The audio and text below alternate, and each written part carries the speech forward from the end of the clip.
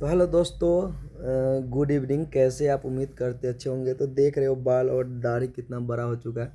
But अभी हम लोग कटा नहीं रहे हम, क्योंकि एक टारगेट है कि फेसबुक जब तक 10,000 फॉलोवर्स नहीं होगा जब तक नहीं कटाएंगे। ये मेरा चैलेंज और वादा है।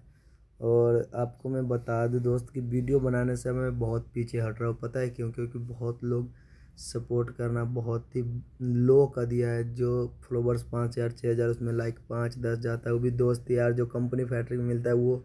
ना गांव के लोग सपोर्ट कर रहे हैं, ना इधर उधर का, ना दोस्त यार, ना रिलेशन।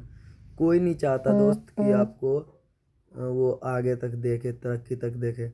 तो फाइनली दोस्तों, देखते हैं आखिर हम कब तक मेहनत करते, कौन कौन ना वीडियो बनाया, कैसा वीडियो नहीं बनाया। लेकिन हमें कुछ मिल ही नहीं पाता है जो मैं सोच के बनाता हूँ।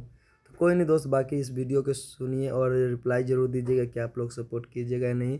धन्यवाद, thank you, good night, love you guys so much, bye.